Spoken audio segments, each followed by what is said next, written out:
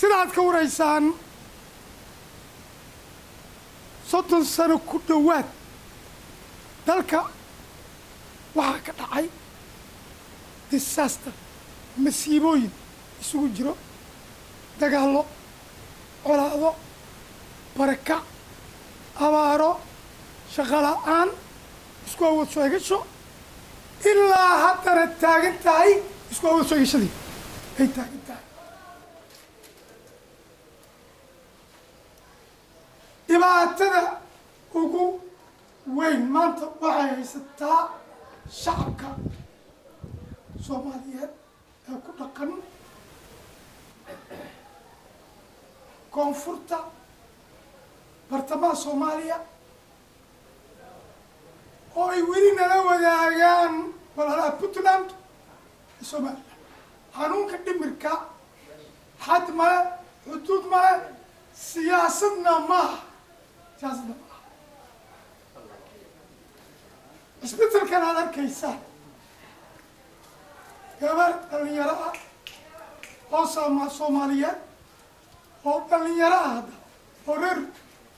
USA oo reer Maraykan ah ku nool magaalada Virginia ayaa ila soo hadashay maalin waxay tiri Dr. Xabeeb maxaan kaa kaalmay waxaan ku yidhi war dhul baan haysanaa 10 boos dhulkaan naga caawino gabadhaa waxaa lagu magacaabaa Caaliya Nuur Sheekh Maxamed ilaa hadda ma garanayo Soomaali qabiilkay ka tahay waa watacaawinu cala albiri wataqwa iyada ayaa ka dambeysay isbitaalkan loo dhisay sida 5 stars hotelka loo dhisay maanta marka waxaa isbitaalka ku jira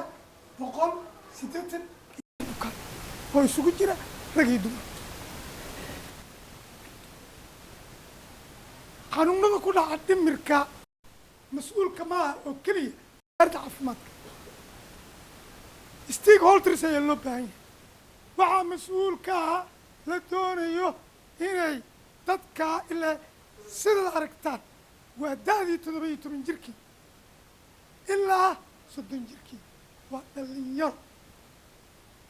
wasaaradda dhalinyarada isboortiga xaq bay ku leeyihiin wasaaradda waxbarashada xaq bay ku leeyihiin wasaaradda qorsheynta qaranka xaq bay ku leeyihiin wasaaradda qoyska iyo haweenka xaq bay ku leeyihiin haweenka halkaa ku jiro ilaa 40 ay gaarayaan oo dhalinyaro laba beri kadib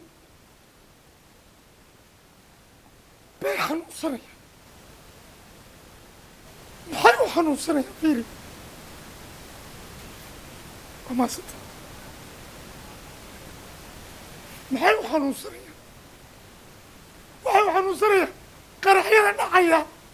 waddooyinka xiran dhibaatooyinka dhacaya ay u xanuunsanaya 4 gaari baa halkaa ii taal bukaan ambalaasaan uma soo qaadi karno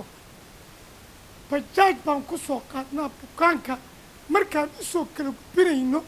4 xarumood ee ku taal isbitaalka waa bilxaqiiqa dhibaato culus ayaa jirta maaha mucaaradnimo waddani baan ahay dowladnimada waan jeclahay dhib culus ayaa jira baqaarka waad arki doontaan waa 0 bariiska ma yaallo saliiddi ma taallo burki ma yaallo 34 bukaan markii lay keenay waa lagaga baxsaday maalin kasta telefishinada iyo social mediaha ayaan ku ooyaa nin odee baan ahay nin magacla baan ahay bal dhaqankana ha ila arkaan dhibaatada meesha ka jirta